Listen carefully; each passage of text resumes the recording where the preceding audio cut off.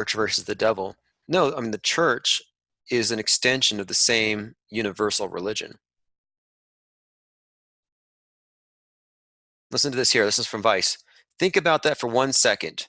The top mind driving America's early rocket program, the program that fueled the space race and the Cold War, was the lead figure in the world of the occult.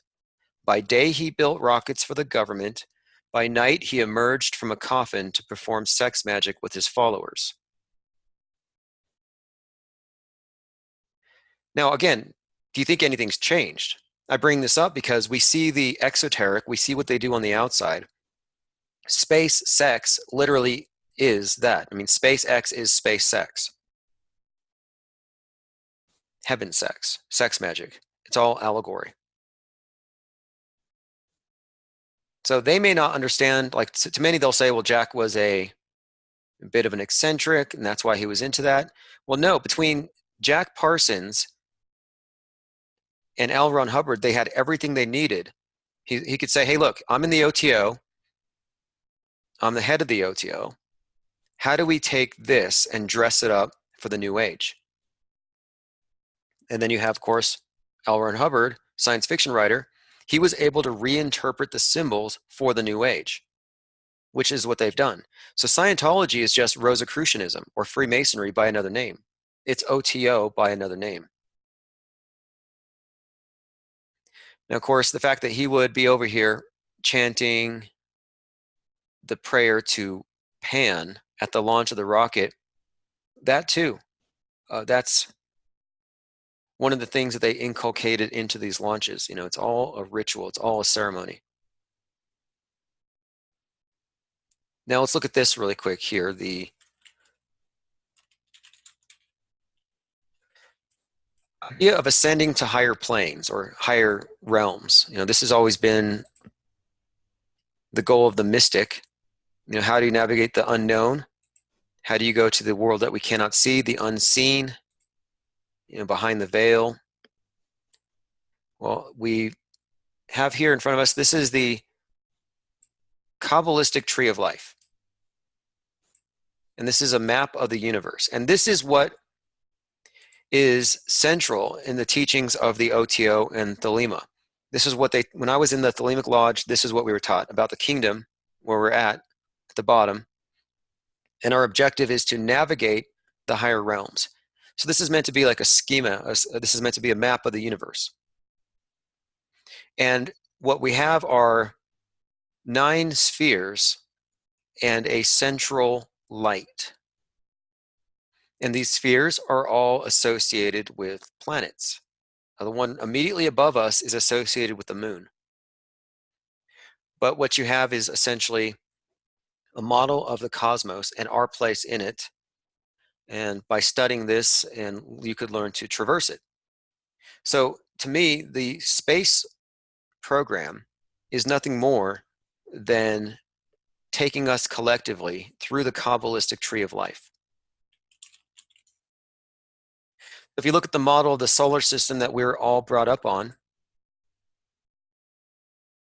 it's said to be a scientific model, but to me, I do believe that this is more or less just another version of the Kabbalistic tree of life.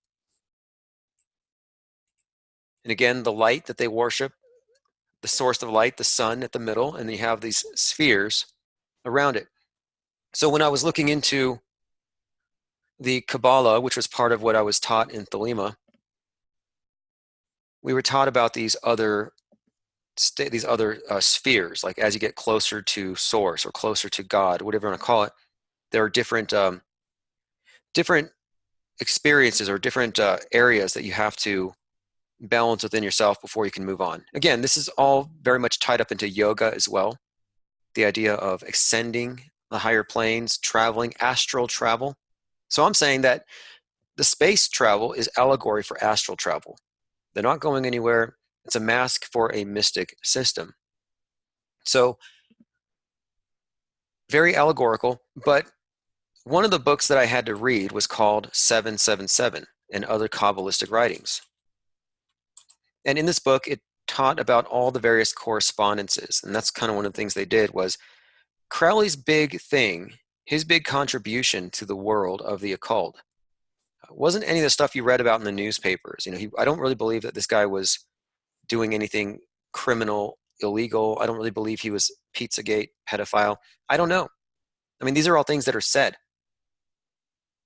But in his book 777, what he really does is he brings together many of the correspondences that you might otherwise miss. And these are what pointed me to what I'm looking at today.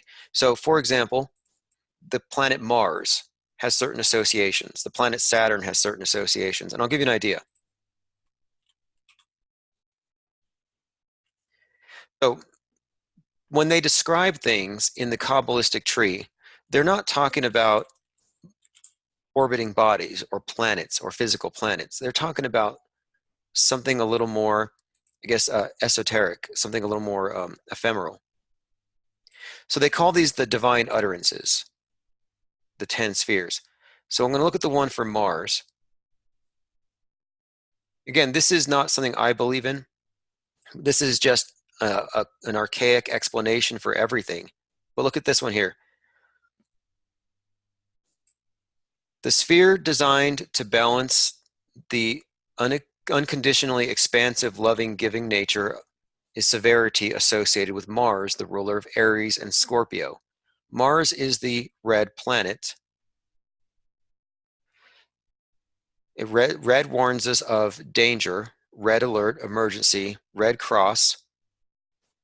Anyway, it goes on into the meaning of the color red. So even before we called Mars the red planet, the Kabbalists have always associated the god Mars and that luminary with the color red. They've associated it with certain numbers, the metal iron, for example. The Kabbalists have always said that Saturn is associated with lead. Mars is associated with iron. Venus is associated with copper. And you can go on. My point is, in his book 777, Crowley was showing you how all these various religious systems are inherently compatible if you can just align the symbols. And that's what I think he was doing. He was synthesizing for the New Age all the different schools of occult thought and putting it into one cohesive system. So the Kabbalistic tree of life, the spheres arising on the whole higher planes, to me, this has all been re-envisioned for the New Age with our modern cosmography, with our solar system and the way that it's been described to us. All of it has been reinventing the old. So most people's understanding of science, of course, is given to them through the TV, where they have taken science and conflated it with consensus. So whatever the scientists believe is true, they've taken it away from direct experience, and now it's all about, faith and dogma, more or less. Do you believe what the scientists before said? Are you going with the scientific tradition? So tradition and dogma have replaced reason and logic and rational inquiry, and it has become very much dogmatic. So the public is given the view that science is something to just follow, that you're scientific when you trust the scientists. So what I have here is a group of pop scientists who are admitting that what they're doing is actually just Kabbalah or Kabbalah. When I first made the correlations between Kabbalah and science, I was stunned.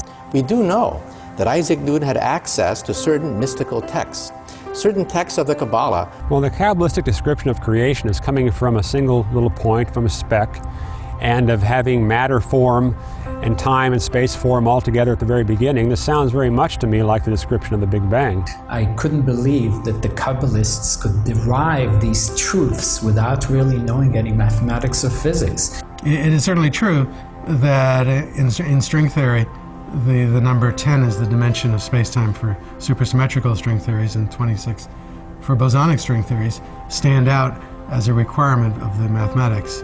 All the things that could destroy string theory, all the things that do destroy every rival theory to string theory, they are all eliminated in precisely 10 and 26 dimensions. These dimensions are magic. We physicists don't know where these dimensions come from.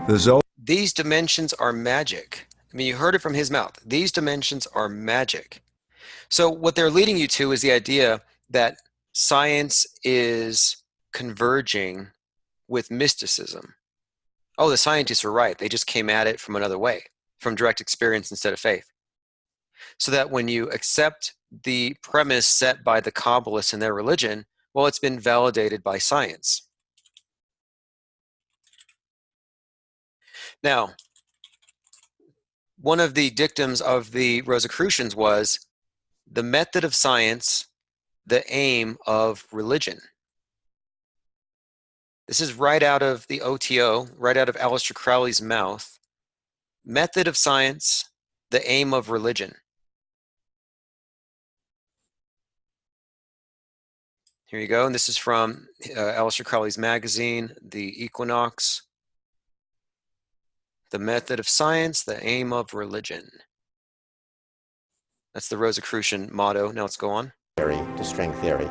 They are all eliminated in precisely 10 and 26 dimensions. These dimensions are magic. We physicists don't know where these dimensions come from. The Zohar says those things. It could have been a lucky guess. I don't know. The Zohar speaks of impure fats and pure fats, and that relates very well to modern medicine's view of the two types of cholesterol. Now you tell me, how come that's the only text with 2,000 years old can have that kind of information so clearly there?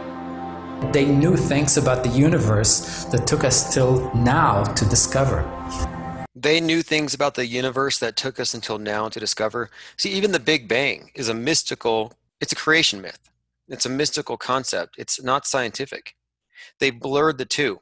They blurred science and science fiction.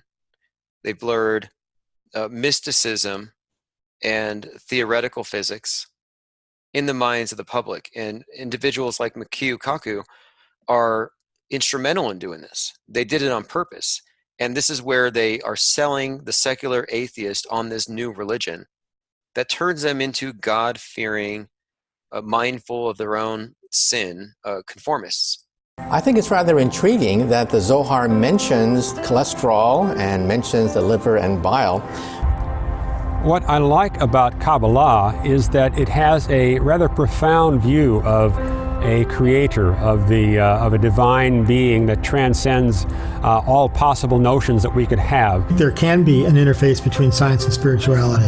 The Zohar's notion that light is... There can be an interface between science and spirituality, between science and the metaphysical. No, there can't. And this is the ignorance that they're propagating here. A realm of no time and no space is quite consistent with special relativity. What's been stopping it so far are, number one, the lack of a good concept, and I think the Kabbalah is offering that now in the context of modern science, and two, a reticence on the part of both scientists and people in religion to mix the two. It's rather amazing, this uncanny reflection of some of the most advanced cosmology coming from our satellites, coming from our atom smashers, coming from our blackboards, that are mirrored in the Zohar and ancient Kabbalistic texts. So there you have it, from their own mouths. And this is the reason I brought up Jack Parsons in conjunction with L. Ron Hubbard, because his was the job of merging the two in the minds of the public under the guise of science. And this is what was done with, when you go back to the Reformation, it just seems like in order to prevent people from breaking away from the dominant paradigm, you have to insert your ideology under the guise of science, under the guise of philosophy, even under the guise of culture. Constantly the objective, it seems, of the oligarchs or the elite to influence the masses is achieved by going through the culture first. Okay, so we're going to be taking about a 10-minute break here. Like what we're actually describing is this blending of fiction and reality through the use of science fiction and then fake news, where they're augmenting reality with myth or with just propaganda as a form of mythology, lies. But how do you augment reality, with these lies, these constructs, and these narratives? So they do it with, of course, fake news, which they prepare you for. But in a way, just like the the Bible and the history books, they're both two different accounts of what happened. But is the Bible's historical account any more or less valid than what your history books say? And we're meant to believe that the history book is objective, and then the Bible is just one particular look, or it's a spiritual look, or it's a more transcendent look. But I think it's interesting how we have this division between the Old Testament and New Testament. And the way it seems to play out is that it's almost as though the Old Testament is what already happened and what's already set in stone. And the New Testament, of course, is what's about to happen. It includes today, but it's also what's coming in the future, your eschatology. So that's what they call it the living word. So you got the old and the new. And so in the same way, I'm starting to think that mainstream history is to the Old Testament what the mainstream media news is to the New Testament. In other words, the oligarchs have a frame of reference for what came before and for what is happening now and what will happen. Old and new. Same thing. History is basically your Old Testament. Your mainstream media is your New Testament. Instead of Matthew, Mark, Luke, and John, you have ABC, CBS, Fox, and CBS. And it's just like what? There's just like what the elite want you to know, how they want you to see things. They give you your worldview through these approved scriptures. It's all teleprompted scripture.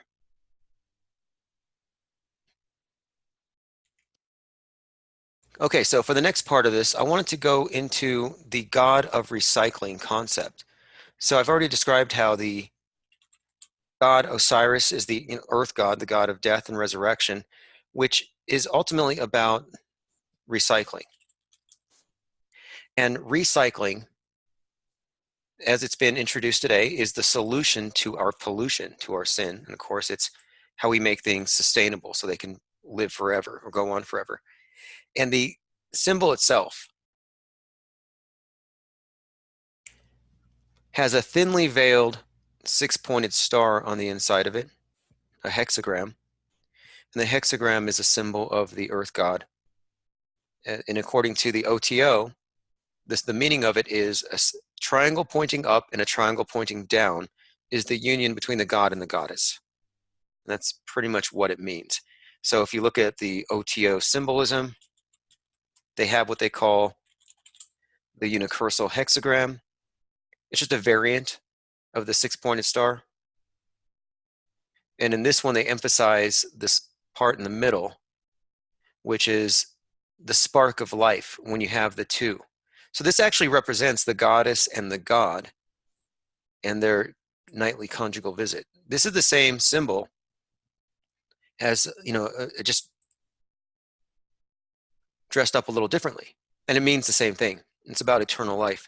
So here you have, of course, the symbol of earth worship, and it does have the hexagram subliminally tucked away. So every time you go up to the recycling bin, you're going to the green god, the earth god, saying, I sinned against you with my eco-sins. Sorry for using plastic drinking straws. You throw that in the bin.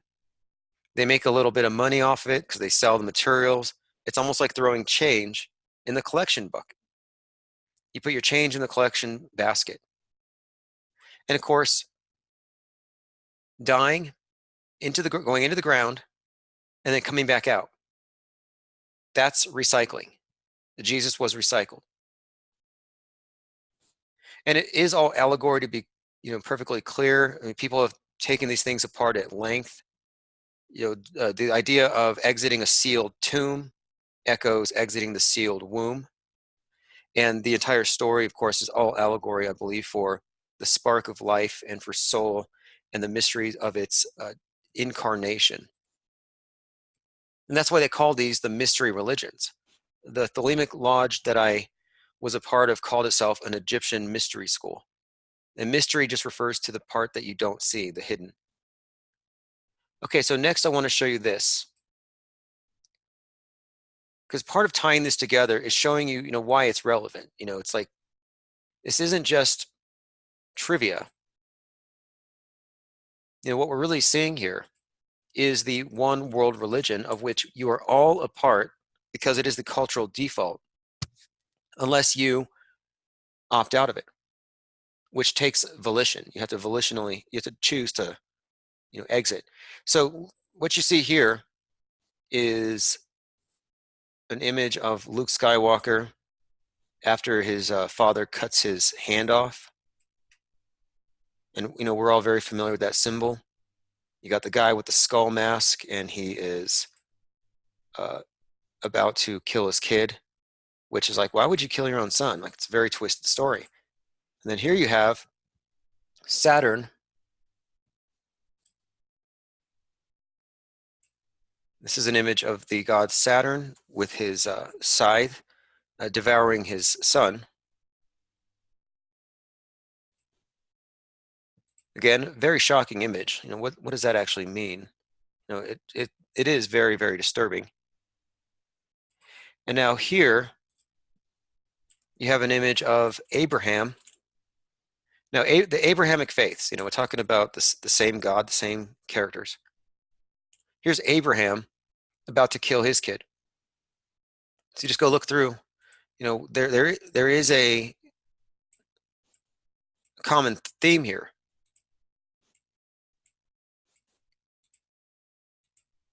So the common theme, Saturn devouring his child, has a lot of different meanings. People try to struggle. What exactly does this mean? How does it make any sense? Especially to atheists. Atheists will use this as an example of, what the hell is wrong with religion? And then, of course, God sacrifices his own son. Like, what does that all mean? He sacrifices his son on the cross. So this is a very peculiar story, somewhat homicidal, right? What does it actually mean? Well, what it means, in my view, is this. Saturn is the god of time. And this is what really ties everything together. The Saturn V rocket, it's the Saturn's the god of death, but death is time. It refers to limitation, but also refers to the harvest. Death, the Grim Reaper. If you look at the image of the Grim Reaper, well, he's harvesting the annual crops, and so it's death, but it's the necessary side. And of course, you often see him with the clock or the hourglass. And so for me, the meaning of it, I think a lot of it has to do with regards to Saturn devouring his child, is that since Saturn is time, from the moment that you're born, you're already being devoured. This may also have a secondary meaning. I thought it could be not harvesting too soon, waiting till it's ripe, because much of it is just agrarian allegory. But the reason I bring this up is that the symbol of Abraham, or the symbol of, let me show you what I'm talking about here. The Jewish star is the symbol of Saturn, and because ultimately it's the same astrotheological cult. Saturn's not the devil. It's not Satan. It's not necessarily the same thing. There's this caricature of the devil that they've created. They've created the devil itself. It's just a caricature, but it's not really an appropriate or accurate symbol, when we're talking about Saturn and to describe what we're actually seeing. So what we have here, though, this is the sun god Osiris in his death aspect, when he's ruling the underworld. Like, where does the sun go at night in this ancient mythic conception? It goes into the underworld. And as he rules the underworld, he's down there as a god of death, and that's why Darth Vader's face is a skull. And of course, Darth Vader, Dark Father, he's the father of Luke. Because remember, he dies and then he is reborn as himself. So they're retelling the same myth again and again, and that's why he looks like the Grim Reaper. That's why he's got a skull face and a hood. So they gave you this symbol on purpose. He's the harvester side. There's also symbolism implicit in the colors of their sabers and everything else. But now here's another aspect to it. So right after Luke is dismembered, his sword hand is cut off, which again symbolizes the the phallus of the sun god being chopped into pieces. So right after he falls, he hangs on a cross in Cloud City. And then he's picked up and his hand is reattached later. So that's the, in a nutshell, that's pretty much the story being told to the masses. So whether or not you knew that you were taking part in it, you were. And this idea of the hanging or the hanged god who then rises again or comes back to life, it's repeated in many different ways. In fact, with Luke, again, it shows up. Here you have Luke in another image where he's hanging in a cave. He's unconscious, like he's, quote, dead.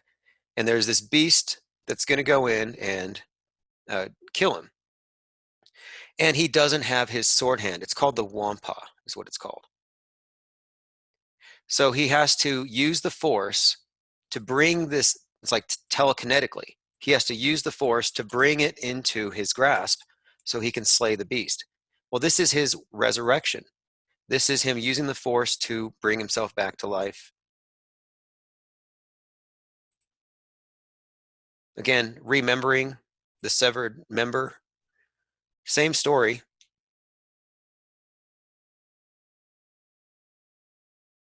So then after this, so right after this scene, he manages to escape, and then he goes out to his ride, which is a dinosaur-like beast called a tauntaun, which he slices open and he crawls up inside of it for warmth so he can survive. And so then right afterward, Han Solo finds him and pulls him out of the thing. That was him being reborn. So again, whether or not you knew you were a part of this world church, you were given all of its myths as entertainment. Of course, entertainment is just a side effect of the brainwashing. So let's continue. Well, since we're on this, so Darth Vader represents the Saturnian aspect of the sun god in death. The Death Star, as you know, is owned by Darth Vader, and it happens to look, and this is mainstream science, or what they say is science, the Death Star happens to look like Mimas, the moon of Saturn. Coincidence? Probably not.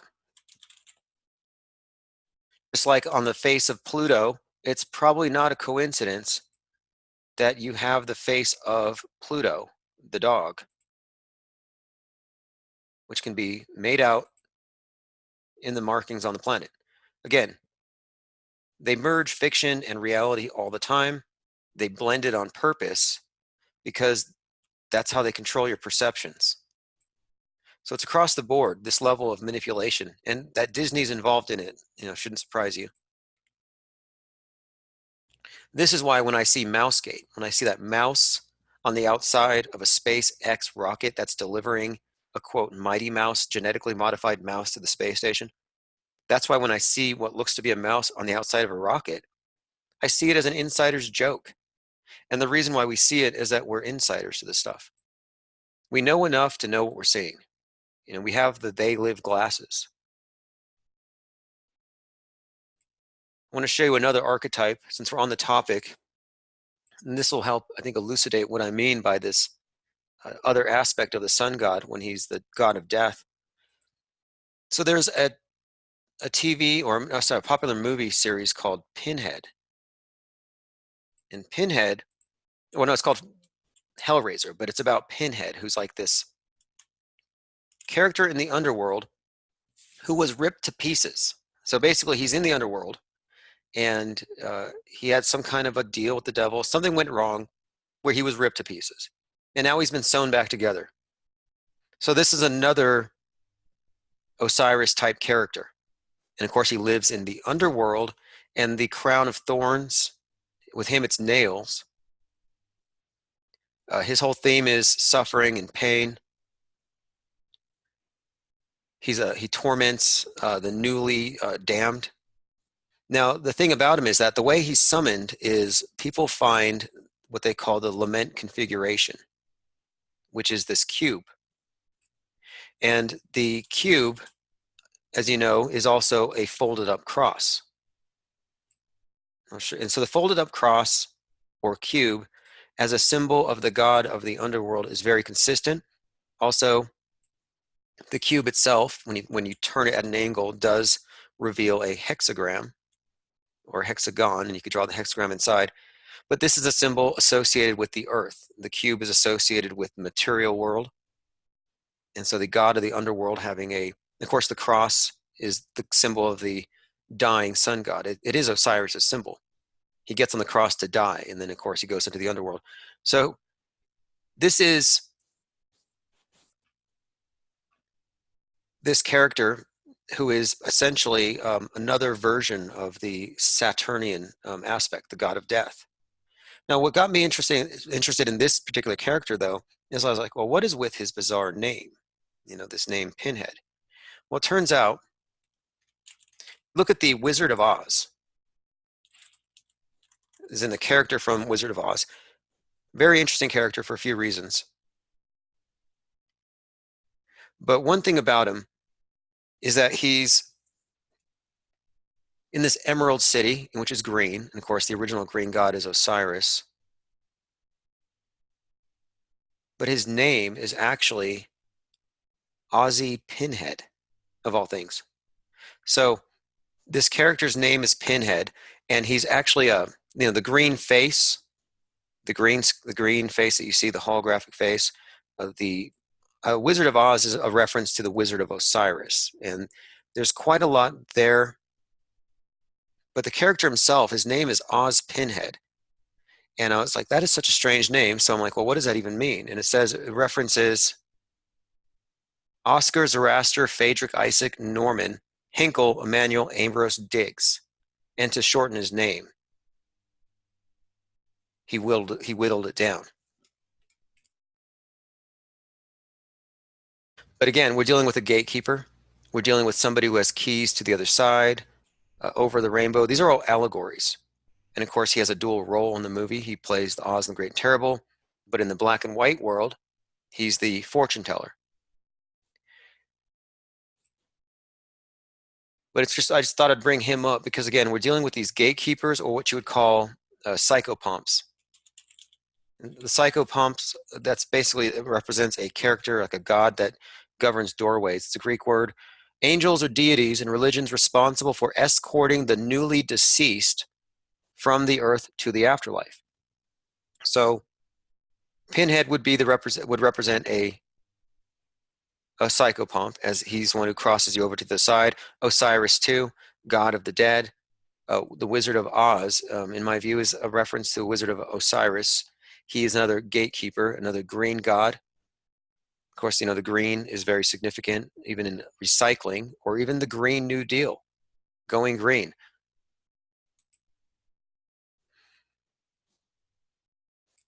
Okay, so let's continue. I didn't want to get too far on that one, but I just want to show you how much they tie the fiction and nonfiction, and they teach you all the allegorical myths. Even if you're an atheist, you still get all of it. We talked about the 2 rebirths of Luke, Star Trek being grafted into this thing with the Star Trek emblem on Mars. Saturn equals Abraham equals Darth Vader. Now, of course, also the idea of Kronos, or the god of time, has to do with the way that this entire system works. And that's one of the reasons I wanted to bring this up kind of towards the end here, is that we're dealing with time. And as above, so below is one of the dictums of the occultists. Now, what does that really mean? Well, as above, so below is consistent with all the religions. Why do they worship Christmas on that day? Well, because that's the winter solstice. Why do they worship Easter on this time? So every holiday is corresponding with something above. It's all like that. It's timed. So this is where I want to get into tying it to the present, because what we're seeing in the present day mainstream media, which is the church of the one world order, where you get all the same myths, just more modern, like I'm pointing out here. Well, your daily news every day is also tying into this as above, so below, where the events are tied into astrotheology. So what I want to walk you through really quick here is a typical occult ritual that was performed over time. And so let me just go with this one. It's just called the marathon. This is this thing we observed last year where you have a 33-year-old who dies on Easter. And then in the course of the next 3 or 4 months, there were many instances in the mainstream media that seemed to build on this and tell what I would call a meta script, or played out a script across the news media, entertainment media, and merged the two together with the religious media and the religious ceremonies of Holy Week, just to show you how much these things are integrated with your everyday life. Like earlier, I mentioned that boat with the 33 people burning in it. These events are highly symbolic, but here's an example.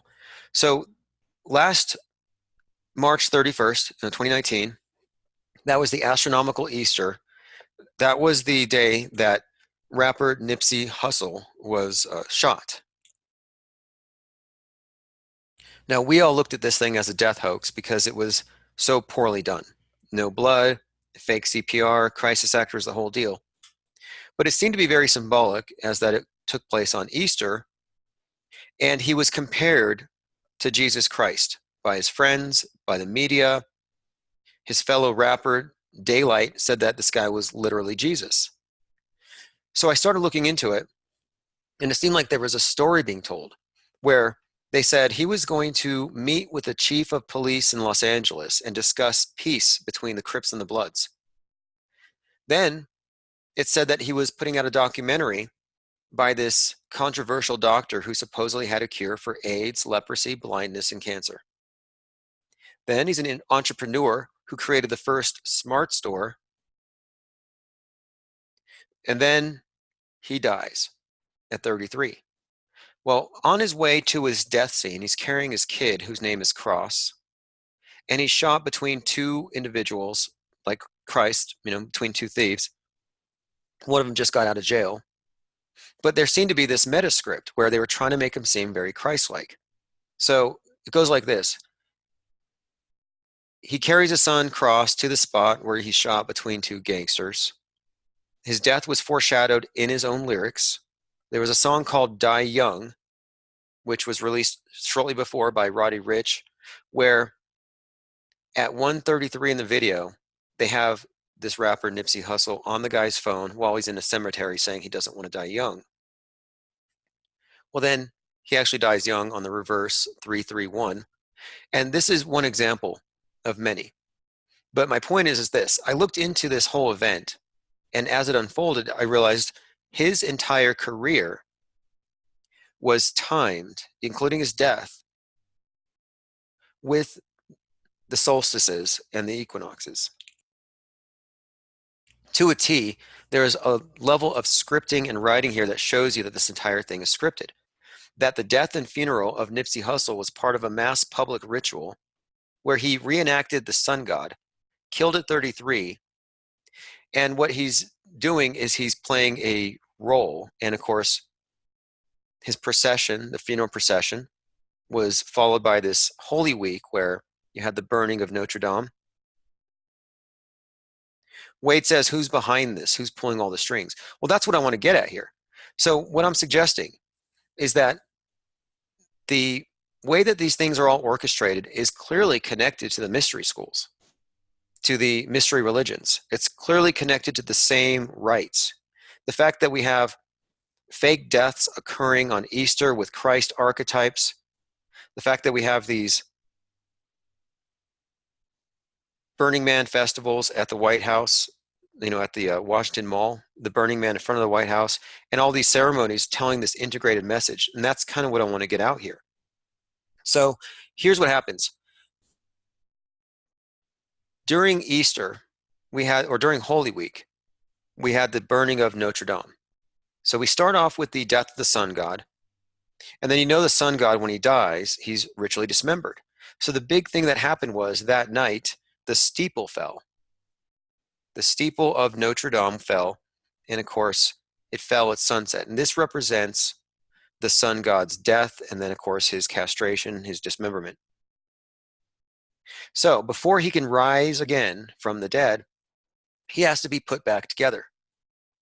Now, the death and dismemberment is played out, like I talked about earlier, the chopping off of Luke Skywalker's hand by the god of death, the ruler of the dark side, severing the sun god's phallus, his saber hand, hanging in Cloud City, all very symbolic. So the way they did it this year was this. The rites of Ishtar, this is what they did. As the cathedral burned and the steeple fell, someone ran inside and saved the crown of thorns.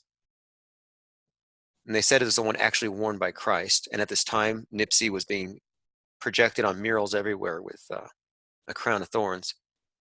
So we have this high-profile burning. As it's burning, as the cathedral Notre Dame is burning, which is Our Lady, someone spots a Templar knight in the tower, which is consistent with the story because the Templars financed the cathedrals.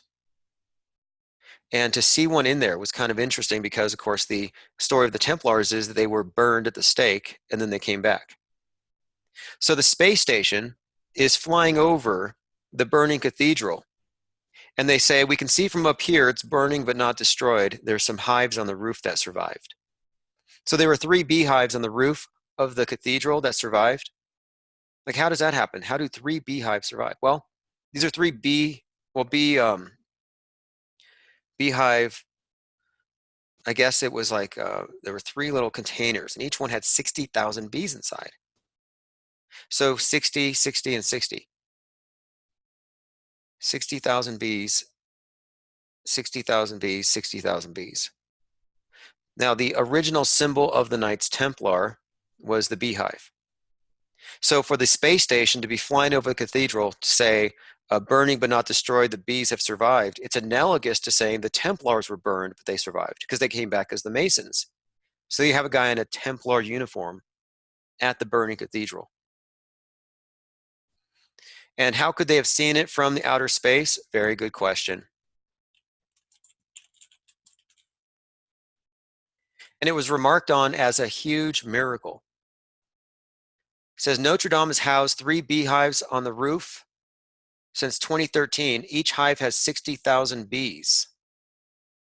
Honeybees on Notre Dame's roof survived the fire. Drunk on smoke, they survived the blaze. Bewildering. It's a miracle. Hundreds of thousands of bees survived Notre Dame. Again, this is all just meta-scripting because the International Space Station was the one that told them. The ISS is another aspect to this paradigm where I mentioned that the goddess of the night sky, Isis, has a temple in the sky called the space station. So what did the rockets do when they go up and they dock with the space station and they come back down? Well, they leave something up there. You know, they leave the astronauts in there for a time. And to me, that represents gestation. In fact, let me show you this. We're talking about the birth of the new age and the birth of the space age. And so you have the astronaut on the spacewalk. Like, what does this look like to you? As I'm saying, these are all basically rites, fertility rites, the rites, and it's symbolically representing your reincarnation. So you have this scenario where your high priests are in the obelisk and they go out into the womb of the goddess. And then they go into this craft up there, which in the night sky is the goddess's womb. So now what you're seeing is a fetus on an umbilical cord as the new age is gestating. And that's pretty much what is happening here. So the astronaut, when he's on the spacewalk, when he has that umbilical cord, his head, or her head now, because there's female spacewalkers now, is oversized because they're wearing the helmet. And so their proportions are off. They don't, they look larval. There's no distinct facial features. So when they're out there in space, in the womb, symbolically connected with an umbilical cord to the ship, to the mothership, awaiting the time when they're, when they go back down to Earth, that's when they're reborn. Again, this is all symbolic. So you're actually looking here, I think, as at an allegory for the gestation stage. So we had the conception of the New Age with the Apollo, with Saturn taking the Apollo to the moon, which is a goddess. And now we have the gestation, and that's low Earth orbit. So what follows next, if you ask me, is the birth of the New Age. And that comes next, and that's the next phase. And that's when we go to Mars, that's when we go to the moon to stay. But I'm bringing this up because the goddess Isis and the temple ISS, like they're phonetically resonant, just like space X and space X. Not insignificant. Part of symbolism is also phonetic resonance, also synonyms, or using words that sound the same, double meanings. Okay, so let's continue. I wanted to continue down this track here. So we're talking about the cathedral burning and this incident where this rapper dies at 33. Now here, let's move on from there.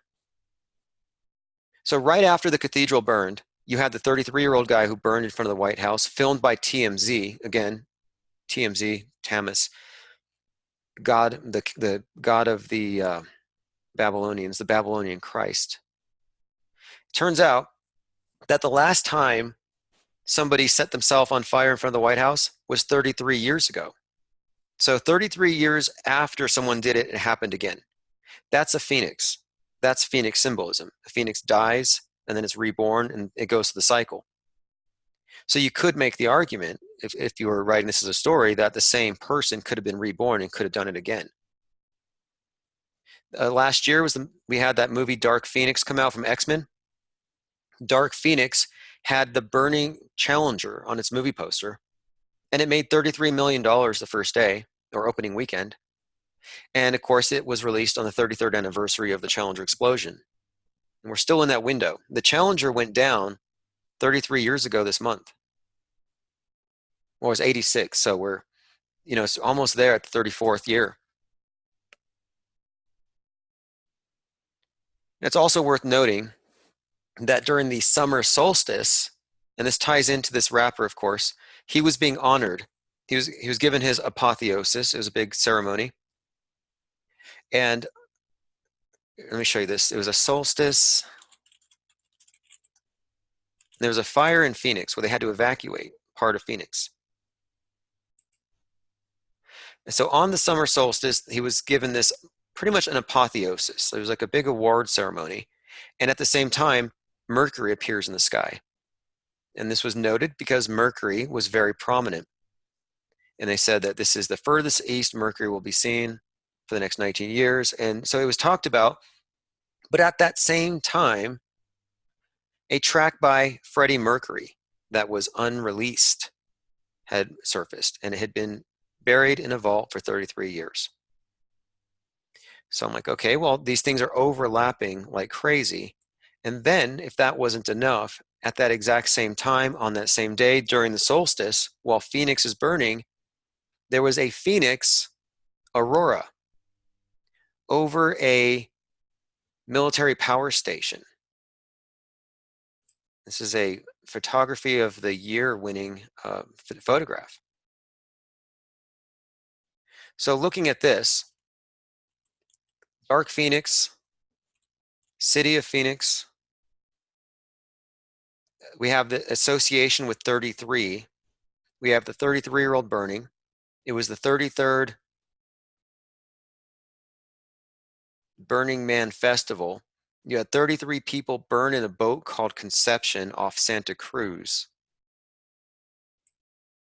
And then, of course, you have this 33-year-old rapper who dies on Easter in a very Christ-like death. Now, here's where it gets kind of interesting.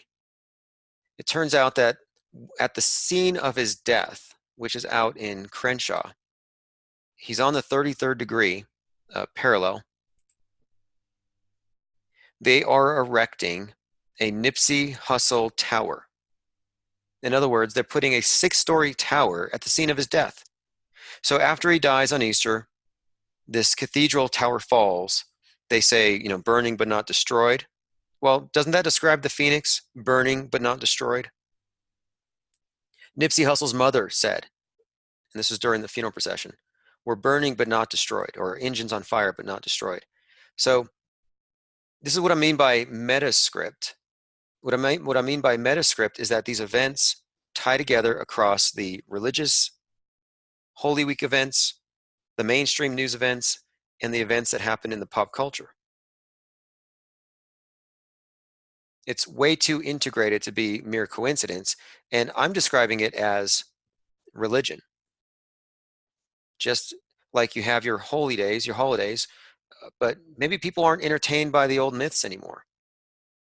So the world stage has a metascript. Fake news is just the tip of the iceberg. Another thing to point out, the New World Order has always existed, for all we know. It was here before we got here, and it's not like it's coming. They just gave it a new facade, a new front. So the sun every year goes through, and this is why I want to bring up this rapper's death, because I can go through this pretty quick here. The sun's funeral procession ends with its death and then its rebirth. Jesus' death and rebirth follows the sun's annual trek. It's like a lap on a marathon. So the world stage is the faked version of reality that the public accepts as real. So here are the examples where I can show you unequivocally that we're looking at a meta-scripted character put on the world stage. And maybe you didn't know who he was. I sure as hell didn't. But you all witnessed the cathedral burning. And what I'm saying is that this is a meta script, and unless you're watching the game, where it manifests in government, academia, pop culture, media, unless you're witnessing all of it, you may not see this. So the rapper opened up his career, or started his career. Nipsey Hussle started on December 21st, 2010. Winter solstice. Well, winter solstice is the traditional birth date for the sun god. So the 33-year-old who dies on Easter, Christ archetype, actually started his, quote, marathon on the winter solstice of 2010. His marathon store, where they're putting the tower up, opened on the summer solstice of 2017. And here you have the ribbon cutting ceremony. Again, opening on the summer solstice. He dies on the astronomical Easter, and he gets his posthumous humanitarian award on the summer solstice of 2019. In August, they announced the Nipsey Hussle Memorial Tower. Now, this was kind of interesting. When they closed the store, which they call the Marathon, they erected a gate. And it happened in early August during the Lion's Gate, which is a cosmic alignment when the sun is in Leo, marked by the star Sirius and its alignment with Orion's belt and the pyramids of Giza. So it's kind of interesting because he had pyramids on the roof of his structure at the Marathon. They're closing it up, and they put a gate there, and they announced it on his birthday.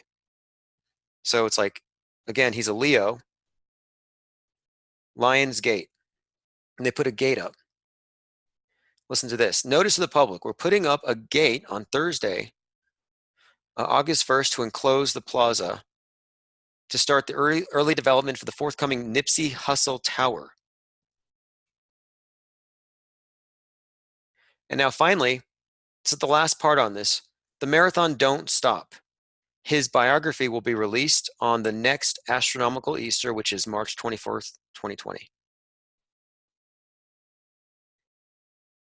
So what I'm saying here, without going into all of the details, it is pretty clear from his early characterizations, they made him into a Christ-like figure. They talked about him being a priest, being a peace bringer. He was going to cure leprosy and AIDS. He was multiplying the loaves and the fishes by bringing entrepreneurialism to the people in his neighborhood. Right before he died, he said, having strong enemies is a blessing, a very Christ-like message. His association with that healer would have brought a cure of leprosy, because this guy was said to have cured lepers, which is what Jesus did. So he was characterized as Jesus immediately after. And right before he died, there was a GQ photo shoot with symbolism alluding to his role as a sacrificial sun king. Among these things, the white horse.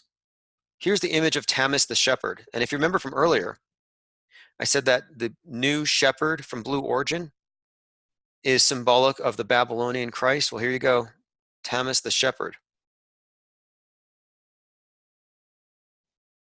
LA rapper Daylight says Nipsey Hussle was Jesus Christ. Nipsey Hussle was Jesus Christ reincarnated.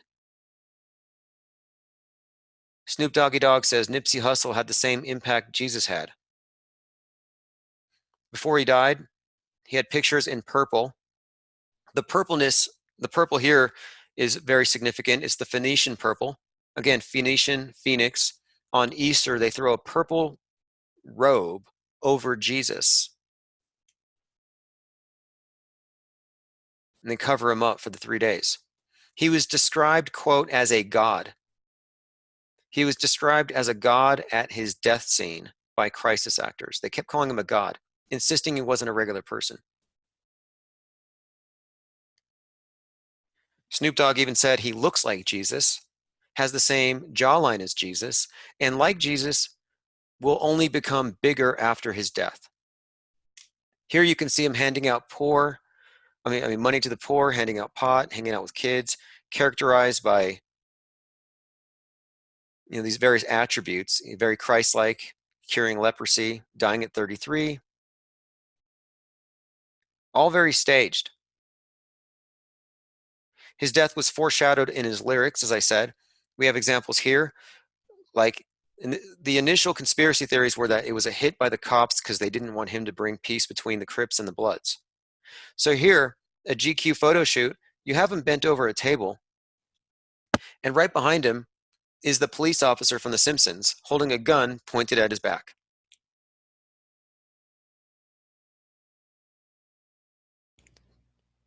Kind of noteworthy. Nipsey Hussle planned to meet with the LA gang on police violence the next day. He was hailed as a peacemaker by the LAPD.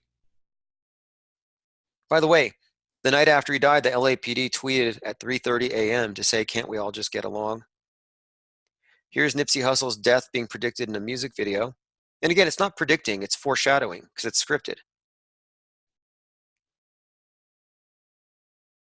He shows up at 133 in the video. 133 is symbolic. That's the psalm used during Masonic ritual. They open the Bible to Psalm 133. He's part of the Die Young curse. And so there's several artists who are all associated with the song Die Young in this music video who have all died young. Kind of like the 27 Club, most likely all staged and fake. So again, when he dies, and again, this is all symbolic, he is then taken on a funeral procession, which goes the length of a marathon. There's this common refrain here. They keep talking about the marathon. The marathon will continue. They're passing the torch. Well, they're talking about this, if you ask me, like the marathon of the papacy. So you have, Christ dies, then he hands off the baton. He hands off the torch to Caesar or to the Pope, who hands to the next one and the next one and the next one. It's the ruse being continued on year after year. So they actually have this marathon, which was, of course, a funeral procession the length of a marathon. And during the marathon, his wife was throwing money out the window. So think about this. His wife, now, when they were taking pictures before he fake died or died or whatever, She and he were in a picture together on Instagram, photographed as Isis and Osiris. So Isis is throwing money out the window on a funeral procession that goes for the length of a marathon. Here we go. ABC 7, money tossed out the window of Nipsey Hussle funeral motorcade vehicles. Now here's where I'm telling you it's meta-scripted. They were on a marathon-length funeral procession, and Laura London, playing the role of the goddess, Isis, Virgo, Ishtar, was throwing money in the street. And this was right before the London Marathon, sponsored by Virgin Money. Again, Isis and Osiris, as we talked about earlier, however the myth is played out. Osiris is killed and he's dismembered. His body's chopped up and scattered throughout the darkness of night. And then, of course, his widow has to reassemble him. And here you have Isis and Osiris. That's how they identified themselves. My point is, you have a subtext in the script. There are deeper meanings that only make sense if you have a meta script in mind. The names and the dates and the numbers of all these events correlate to where the sun is. So you want to ask who's behind it? Well, whoever's behind this Mystery Babylon sun cult or astrotheology. They don't just control the churches. I mean, this is behind the media as well. And look, during the funeral procession, Nipsey's mother said, "Our engine is on fire, burning but not destroyed." This is the role of the lamentation of Christ. The image of Christ's mother crying over him. Well, she gave us the same image. They had her in her lamentation where she said, "He will never die. You can pray to him. He's still here with me." And people remarked about how bizarre it was, her reaction to it. Well, it's not so bizarre when you know it's scripted. And of course, this figures into the meta script because the very next week is when you had the fires. And she said on the procession, "Our engine is burning, but we're not destroyed." And right after that, you had the Notre Dame fire, where they said, "It's burning, but not destroyed."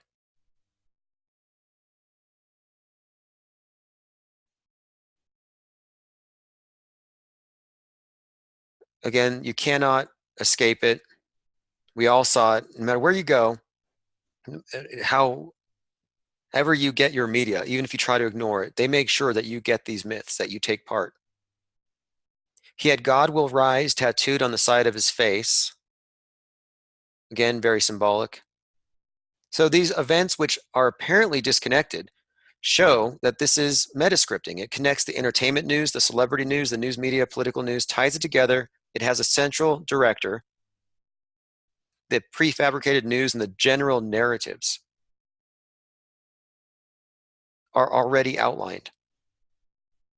Many people found correlations between the death of this rapper playing the role of Christ and this I Pet Goat series, where he has flames in his eyes and a cathedral behind him crumbles and the tower falls.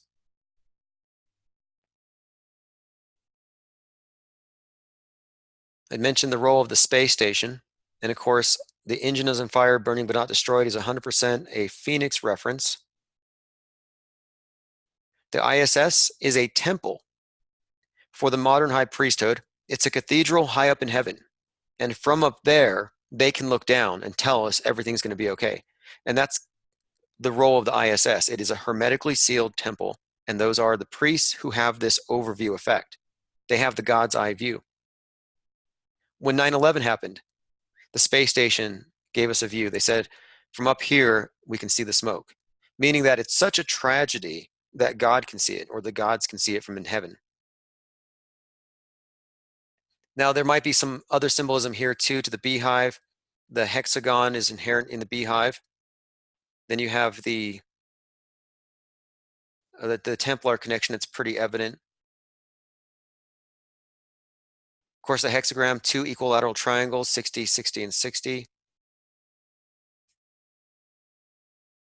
So in addition to the miracle of the surviving bees, there was another miracle. They said they saw a Knights Templar, and they were all supposedly burned at the stake until they reemerged as the Masons, hanging out of the temple. And here you have Jacques de Molay, or Jacques de Molay from the Templars. Burned but not destroyed, very phoenix-like. The Knights Templar were burned at the stake, went underground. And again, originally they were symbolized by the beehive. Here's an image of the 33-year-old guy who burned himself in front of the White House with a USA shirt. And this, like the death of Nipsey Hussle, was recorded and released by TMZ. So the Babylon burning symbolism here is pretty evident. Babylon is another name of the goddess Isis, or Virgo.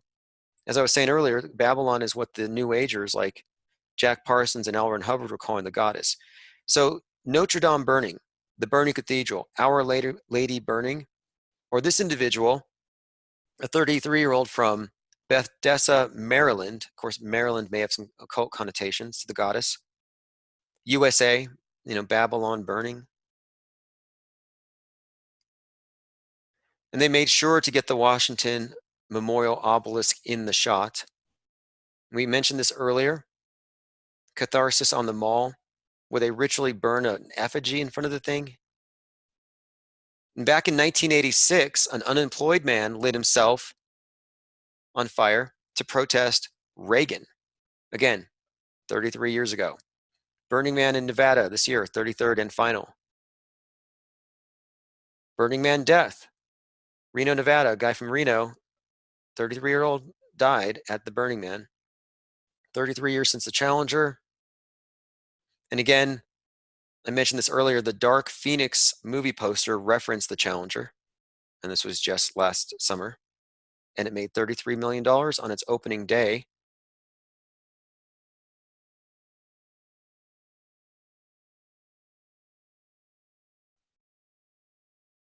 And I mentioned that the Woodsbury fire, the one that caused the partial evacuation of the city of Phoenix on the summer solstice, included 66,000 acres. Okay, we talked about the Phoenix. We talked about this, the track by Freddie Mercury called, and I'm talking about time and the cycles of time.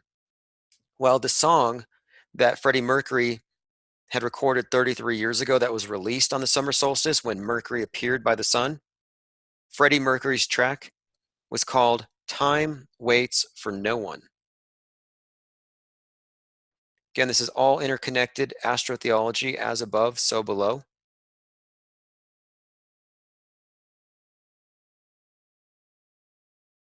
Now there's more. So we started talking about ISIS and the ISS. Well, you also have ISIS on the ground, and you might find this fascinating. So there was a church bombing on Easter. So Holy Week ended with a church bombing. And we actually somewhat predicted this. I mean, there was, like I said, there is some evidence of metascripting. You had 3 churches in Africa where 13 people were crushed to death. And as I said earlier, 13 is a big number with the goddess, Isis. It's the goddess, it's the number of the moon, 13 months. Many connections here. Here's an image from the AP after the church bombing where you have Our Lady broken in half.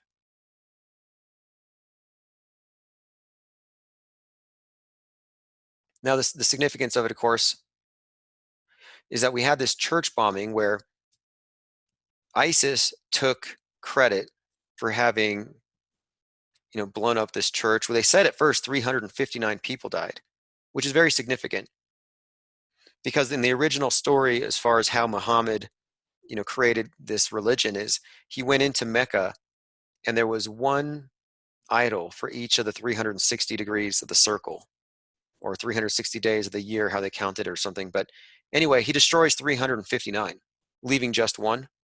So ISIS blows up this church, kills 359, and you see the leader holding up one finger. And I'm saying it's more than likely fake, but it's symbolic. So it is interesting that Nipsey Hussle has a tower that's going up on the spot where he died, and you can search, and it's on the 33rd parallel. So he's a Christ archetype, cathedral falls, and now he has the memorial tower, which is much like Dealey Plaza, where Kennedy was assassinated, 33rd parallel, and there too, they put up a obelisk. And again, coming up on the next Easter is his biography.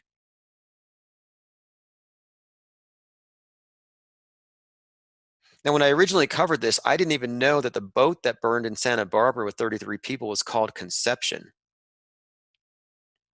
And of course, that's what we're talking about. The burning rocket, the burning obelisk, the burning man represents the conception so that he can be reborn.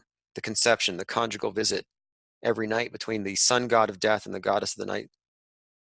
So what they did, though, by having this church bombing in Holy Week, is they forced the term ISIS into the public consciousness.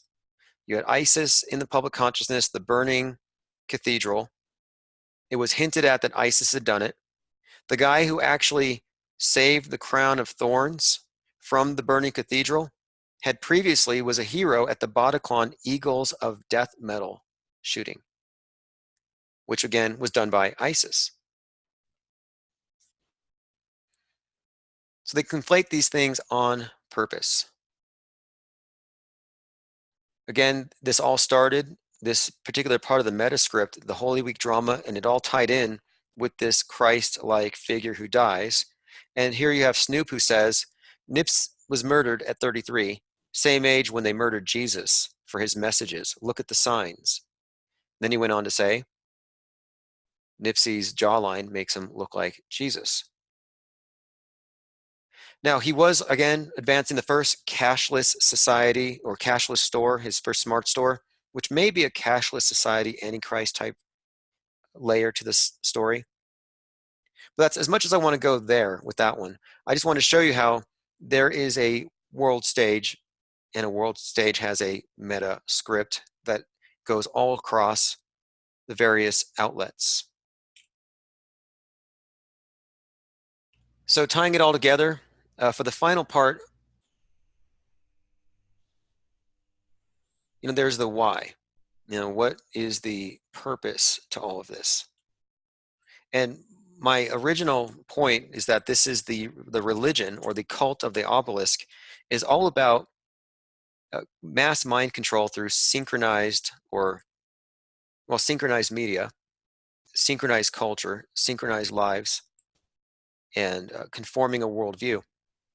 And I came across this concept called instrumentum regni, or instrument of government.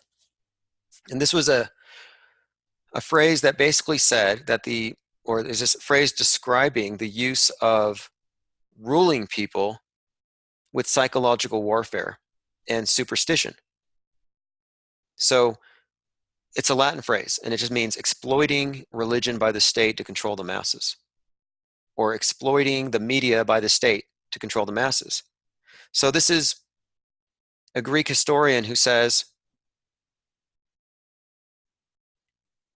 I believe it is the very thing which among other peoples is an object of reproach, I mean superstition, which maintains the cohesion of the Roman state. These matters are clothed in pomp and introduced to such an extent to their public and private life that nothing can escape it, a fact which will surprise many. In my own opinion, at least, it's that they have adopted this course for the sake of the common people. It is a course which perhaps could not have been necessary had it been possible to form a state composed of wise men. But as the multitude is fickle, full of lawless desires, unreasoned passion, and violent anger, the multitude must be held by invisible terrors and pageantry. For this reason, I think not the ancients acted rash or haphazard in introducing among the people notions concerning the gods and beliefs in the terrors of hell, but that the moderns are most rash and foolish in banishing such beliefs. In other words, he didn't like the idea of a modern way of governing as treating people as thinkers. He's like, no, the Romans were right. You need to use weaponized superstition and fear of God to control people. And as I talked about earlier, they turned climate change, climate chaos into a new fear of God to control people. And it does. Every time you see somebody recycle, they're being controlled by a fear of God, even if it's very subtle. It's all pressure. And it's all based on the idea that the world's about to reject us. So they've done it with what? Invisible terrors and pageantry. So my view is that psychological warfare and weaponized superstition is how they've decided to control us again. So we have to ask ourselves, do we need to be protected from our own nature? Are we wicked without religion and lawless without government? Well, if we believe in their superstitions, if we believe in climate change, if we believe in the bowl-cut, angry-faced white kids shooting up schools, then sure. They need us to have a diminished view of man so that we elect this self-appointed elite to declare themselves gods over us. They need us to have this low opinion of human nature, so we beg for them to regulate us. This is expressed very well in the movie The Village, which I reference all the time. In fact, someone just said, like the film The Village, like as I typed it. In The Village, you have a group of second-generation communists who don't know that the woods that they live in aren't really full of monsters, that they can leave this small, isolated 19th century village and go to the 20th century, but they're kind of kept from knowing this because their parents tell them, no, if you leave the village, the monsters will get you. The other villages are full of wicked people. So they actually manage to show you how the elders are both your benevolent protectors, your parents, your teachers, your priests, but at night, they can put on the devil costumes and terrorize you to keep you from leaving. And the way that they keep the kids from going too far is they say, don't go so far that you see the bad color. The bad color is red. And so when you go far beyond the village, you see these red berries, and that means that you're getting close to the boundaries where you might find the 20th century. In other words, stay away from the red pills. You might escape the village. You might escape your benevolent dictators. Now, in the movie, you have Joaquin Phoenix is in it, who it's very significant that he's in it, being that he's playing a huge role in the psyops today, especially with the climate change psyop, which is the new fear of God. I mean, he's huge in that. We've been discussing this lately. Like this weaponized superstition is being used, and it's the actors who help carry it out. They're major influencers. But the ones who found out there was a way out, it's significant. One of them was blind, so she was blind, so she couldn't be brainwashed properly, and the other one was a simpleton. So he didn't even think he didn't have any fear. The fear didn't work on him because he was kind of like aloof to it. And then the other guy was just a rebel, and his name was Lucas, which of course, Lucas, Lucifer, light. So what you have is you have a rebel, a blind person, and someone who was just unbrainwashable, who stumbled upon the exit. And when they managed to escape, when they managed to get out, the elders had to decide, well, what do we do? Oh, do we? And so some of them decided to stay, some decided to leave. But the ones that had already seen the world could not come back in, unless they were willing to leave it all behind. And this is very significant to the forbidden fruit, the red pill, the tree of knowledge. If you know too much, you're no longer fit for servitude, which is why my contention is that this system that we're talking about, the cult of the obelisk, is a narcissistic system. It's a system of putting you on a pedestal when you're controllable, but then if you don't want to be controlled, if you have your own will, they castigate you and throw you out. And so that's why it's significant that Lucas is the name of the guy that pretty much brings the whole thing down and creates such a stir by asking questions. You have the flood myths. You have like the daughter of Zeus. The first woman created was Pandora before Eve. Eve and the apple ruined the world, got them kicked out. Well, Pandora did the same thing. Different story. Notice how they all contradict each other. It's because they're all telling the same story. They can't all be the same. You can't have how many different gods they can't all coexist. So Pandora is another version of Eve, another disobedient woman who opens the box and releases chaos into the world. And this requires that the gods flood the world to undo the mess. Similar story.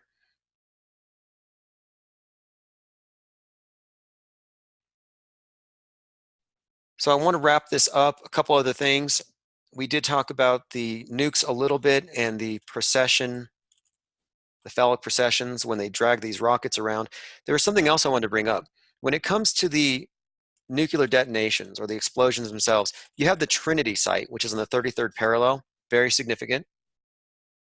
But the explosions themselves, the original footage, people who have analyzed it and have really questioned it, are coming to believe that we may actually be looking at a special effect that's actually based on filming the sunrise, which I think would be very significant, as that the sun god rising, and that the sun god is also, in some aspects, a destroyer. And of course, the idea of splitting atoms, or even the idea of nuclear bombs themselves, it's one of these places where we're talking about the ability to destroy all life. It's a godlike power.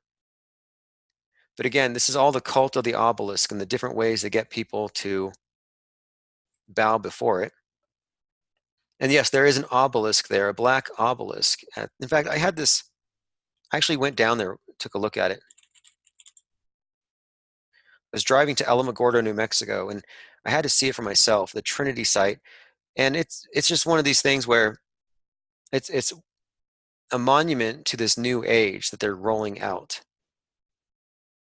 Here you go, Trinity Site Obelisk, where the world's first nuclear device exploded on July 16th, 1945. Of course, the name Trinity obviously has some connotations.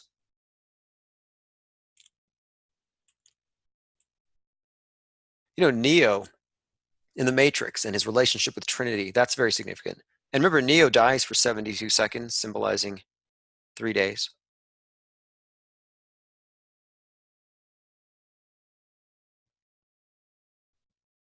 So bottom line, what I want to get to is that we have this big picture here, and it's based on this idea that they've replaced the traditional priesthood, which is used to bamboozle the minds of the masses and to make them malleable with superstition. And we're talking about this way of governing people through superstition, through psychological warfare. It's a form of government. It's a form of ruling from below, and that's how the oligarchs control the many. A weaponized anthropology is really about how to infiltrate and subvert by blending in. So governments lie, priests lie, the journalists are lying, even if they don't know it, because they're coming from a place of deception, or their worldview is based on lies. So what I see as the big picture here overall is that mind control is ultimately what they're doing. It's regulating minds, that the world stage is a religion that has replaced the old religions, and it's complete top to bottom with creation myth, eschatology, its own morality, and its promises of transhumanism, transcendence, of a utopia, if we all agree. It also has its bad guys, its deniers. It has an entire and complete backstory, and then, of course, an entire and complete doomsday if we don't comply. So what it looks like to me is that our worldview today is the same one as the old worldview. They've just repackaged it, and they've barely disguised it at all. And that the only way that anyone gets out of it is to recognize this Plato's allegory of the cave situation we're in, where as long as you're in the cave and you're looking at the projections on the wall and mistaking that for reality, you're in this place they control. Whereas when those who stepped outside of the cave in this allegory, they see the real world and they come back and they talk about it, they get laughed at. I think that cave is an apt description for the mediated, hyper-mediated worldview. And it's not just about differences of worldview, like, oh, well, their religion is Scientology, theirs is MSM. Because their religion is the one that is controlled by the state, and it serves the ends of the state, where you're actually paying for your own enslavement, and you're paying for your own endarkenment. I mean, you're financing your own endarkenment and our collective enslavement. That's ultimately what it's leading to. The space utopianism is a move towards communism. And looking at how fake the space race is, it had me wondering, well, then what is the goal? And it's pretty clear to me that the goal of the space race is ultimately going to lead to a war in heaven, which is a war in space. And the space wars is going to be that which synthesizes everybody into one cohesive unit. Because if you didn't notice, America is a huge pariah here with the global warming thing because we caused it. It's mostly being done by us. We disproportionately affect it. And so the blowback is this. The blowback is the space race is going to have to be won by the ones who can keep Earth alive and live sustainably as we spread out. They don't want to repeat Earth on Mars, like that movie I mentioned from Netflix, from the Beyond, about this other world where you can't go unless you give up your body and you have your brain put into a robot so you have no carbon footprint. You have to be perfected before you can go. What we see here is the same thing. They're attempting to purify the world, perfect it, get rid of the non-believers, and those who don't believe in sin are despised. You're called a denialist. They need you to believe in their doomsday so that they can shuffle you off into their new world, into this new age. And based on all of my research about this new age, the age of Mars, it's an age governed by this new ethos. And of course, Mars, you think of him as a war god, and he is, but he's actually a god of agriculture and war. So if you ask me what would be a perfect combination of the two, well, communism, a state of total war. Of course, it's war of the state against the individual, and it's basically a bunch of slaves, forced labor. In other words, I think that the gulag system is what they're talking about, Mars gulags. The communists win through environmentalism, and the space program has been a stalking horse for radical environmentalism, moving us into neo-feudalism. And I think that's where we're headed, neo-feudalism. And I think what they want is they want this to go on with no rebellion, no revolts. That's why they're not just going to grab your guns. It's why they're going to do 20 years of fake school shooting drills so that those kids grow up hating guns. And I don't think they're going to have to round people up and put them into gulags when people are so brainwashed, they're going to buy tickets to go to Mars. Oh, I want a ticket to go to Mars. I want to be a pioneer. I'll live the rest of my life farming. I want to live a more ascetic life. Vegan. Mars is vegan. The space program is a way of selling you on a new ideal way of life. And as it is on heaven, this idea like, well, we want to make it on earth as it is in heaven. So if they figured it out up there, it's sustainable up there, we need to make those conditions down here so we can prepare ourselves to move up there. It's a massive social engineering operation. Commenter says, if there's no Mars, where will these people go? Mars is probably a place in China. Mars could easily be in Canada, Greenland. Mars just has to be a domed, enclosed area that they say is Mars. There's a movie called Orbiter 9. And again, I've never taken an interest in science fiction until I learned just how much they use this to shape the minds of the masses. And Orbiter 9 tells a great story. It's about this woman who grows up in captivity. She's not alone. I mean, she's alone, but there are other people too in their own little ships, in their own little sustainable habitats. They're born in these ships, and they're heading out to a planet which will take them another decade to reach. So in this movie, she's visited by her captain who arrives in another ship, and they kind of fall in love. And he says, I'm going to take you out of here. And without even bothering to put on their spacesuits, he leads her out a door and up an elevator. And before you know it, they're coming out of an entranceway into this underground military base in a wilderness in Colorado. Kind of like the movie The Village, Only instead of thinking that they're in the 19th century, these space cadets think that they're traveling to another planet. This is Orbiter 9. So what is the purpose? Well, the purpose is they want a bunch of brainwashees in captivity thinking that they're traveling to Mars or some other planet. So later they can merge them with a deep underground military base dressed up as one of these other planets. Because you know when you go to Mars or the moon, you're going to be underground first. That's already been established. Radiation.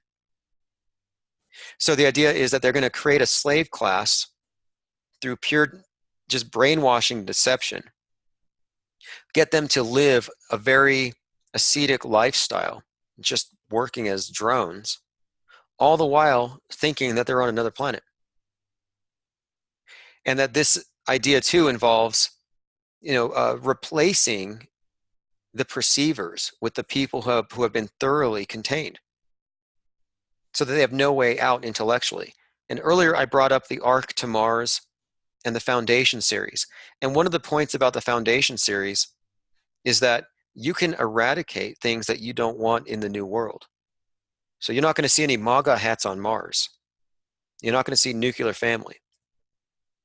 You're not going to see a failed economic system, or what they say is a failed economic system.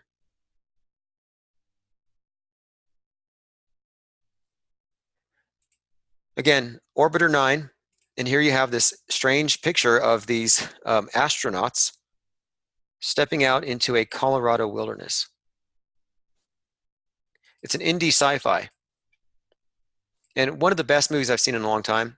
You'll have to read the subtitles, but it's a great film. But my point is, this is kind of showing you pretty clearly where they're heading with all of this. Wade Butler says, surely we're not all that stupid. What if we do revolt? And that's kind of what I think here, is that I think as long as it's voluntary, nobody's going to revolt. Right now, we're looking at that class, Artemis. You have this group that they're all going to be going to the moon very soon. Like, what do you think is going to happen when they go to the moon? If they're not really on the moon, they're going to be in the same position as that character in the movie Orbiter 9. They're going to be in the same exact position. And I don't think you can stop it just by being a non-believer. And you can tell by how the mainstream media reacts to what we say. They really don't want our opinions heard. Because to me, the limiting factor, as far as how far they can take us, it's how good their special effects are, how good their actors are. If you haven't heard of it, there was a TV show / hoax called Space Cadets. Space Cadets, British television program, was a series of episodes where you had these cosmonauts at a military base who thought that they were on a 5-day low Earth orbit trip. The thing is, it was in Virginia, and they never left the Earth. And they didn't know until the very end. Now, the reason why this was so interesting to me is that I'll show you the final scene. At the end of the show, the space cadets are riding around the Earth at 20,000 miles per hour, or so they think, and then the walls come tumbling down. They bring down the walls of the craft that they're on, and they see that they're on a stage, and it's all been simulated. Now, the way that they pulled this off is you had 10 astronauts, right? 10 space cadets. Half of them were actors, keeping the other half from speaking to one another. They try to block the networking that would cause them to awaken, which is what YouTube has done. I know that we're in space, but part of me just feels like I'm on a train. Look at my train system! Would it be a shitter if someone was... We accidentally heard, "Boy, mate, do you want a coffee?" From out the back. And we were going... Just push it like that. Or I open the shields, they've got like a space simulator, like a big screen, so it looks like we're in space, and someone throws a burger at the windscreen. Yeah. And ketchup goes flying. Okay, here they're just talking about how it feels like maybe it could be fake. Now, they didn't want it to be fake, and here's where Here's where you see their reactions, and I think they're clearly embarrassed. Moment, and we pull up the shutters, and there's just actually a picture. Oh, I knew it! I said that. Oh, this is embarrassing. The good news is, you were right all along. Johnny, you little... Oh my God, how heartbreaking. Charlie, no, I knew it. Charlie, no. He never had that worm then. Charlie, you little bugger. Shit, yeah, because he just said our 3 names, didn't he? Yeah, Harry, Charlie, he never had that worm. He's a little stooge. Charlie, you know... You bet out. I can't really. I feel funny, but I swear. I'm so angry. I want to go home now. I feel like stupid as hell. Oh, that's embarrassing, man. That's fine. I want to be I'm so pissed I want off. some money. Surely, oh no, surely not. Yeah. I want to be an astronaut, seriously. Hold on. The gang's here. It's time to come home. What? Oh, back off. No! No! Don't fucking open up. John, Don't open up. Do not open up. Do not open up. Don't you dare. This is horrible. This is minging. Now, you know that you says about my ex, revenge. He's going to have revenge over me. Oh my God, my boys are going to get you ass! you complete ass, All right, here you go. So it's like the Truman Show in a way, but they're not happy about it. They're embarrassed. One of them's crying. One of them wanted to be an astronaut. And yeah, here they go. It's the big reveal. They bring out the capsule in front of a studio audience, and they open it up, and people are able to see these Our space intrepid cadets. cosmonauts have returned to planet Earth after the break. All their reactions. Go. So here's where we go into how they decided to recruit them. And this is why I think that they succeed today with crisis actors. So this was a soundproofed simulator. Here's what they said. This show shows how an immersive illusion can convince people over time, especially when it's reinforced by a group of believers, especially when this includes men in white coats and authority figures. Outsiders might see this as laughable, but the insiders are lulled into what is described as an alternative universe. The actor cadet on the mission stated that it was easier to let himself experience it was genuine than to remind himself it was a hoax. And he said it left him about 30% convinced most of the time. Parallels can be drawn to the elements of Big Brother, which Space Cadet draws on. Refers to propaganda, subliminal advertising, and the consensus nature of reality. So what we're seeing here is, one, an immersive illusion, but there's another part of it. The other part of it is this: how did they choose the people who would be the astronauts? So the first thing they did, they eliminated anyone who had too much interest in space travel. Someone who might, in other words, they didn't want real astronauts, or real pilots rather, because they might see through it. They didn't want people who are too familiar with science fiction. So they did psychological tests to find those who were subject to peer pressure and to see who would be willing to act uninhibited in front of others. So apparently they had them, as part of the audition process, a dance without music, blindfolded with others watching, to gauge their inhibition levels. And then, of course, they had to nominate a relative, and they basically had the relative let in on the hoax. And of course, this was a way to avoid any sort of liabilities. It also said that their intention was to gain a group of cadets who were gullible, conformist, and attention seekers. So people who like attention, gullible,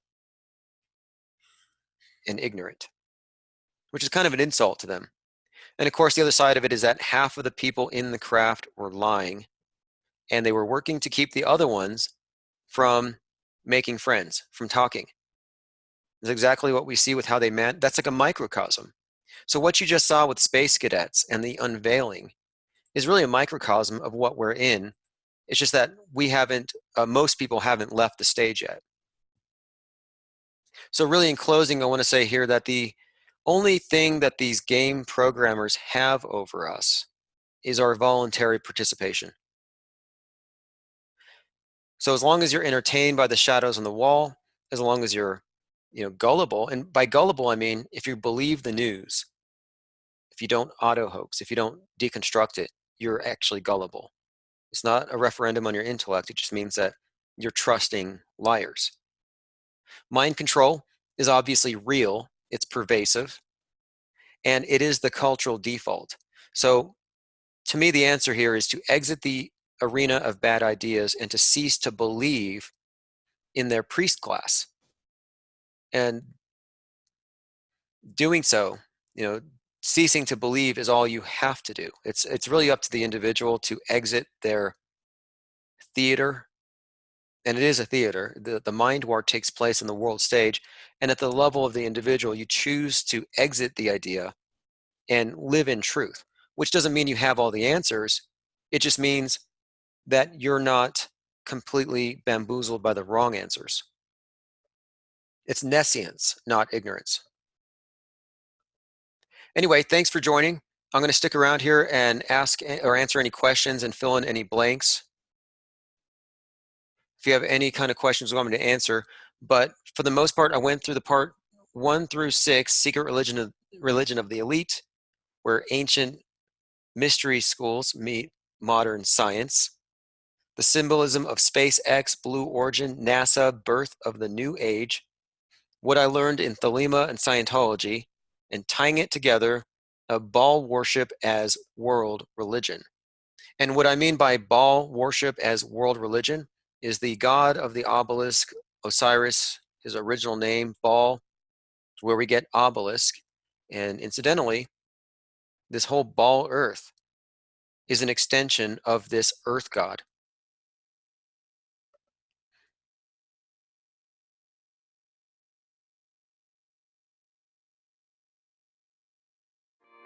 The globe is in my home.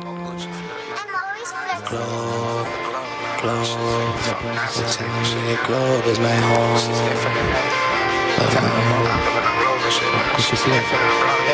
I'm too infinite.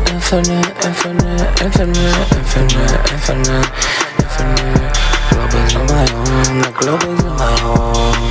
You're telling me the globe is my home. The globe is in my home. The globe is in my home. I'm too infinite, and I'm killing it, I'm drilling it.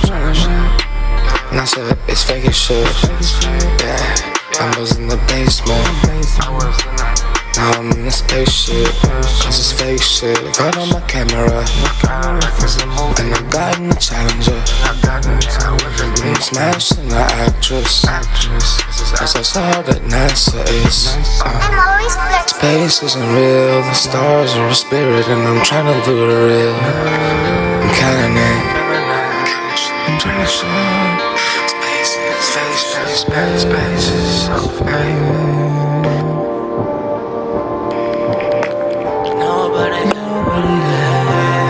Nobody can relate. So I'm so infinite. I'm so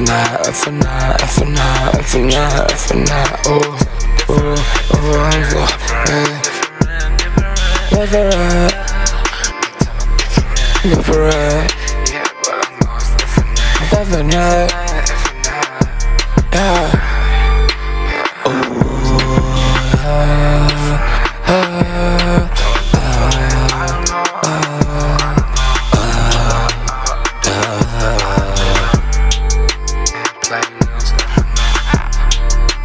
God.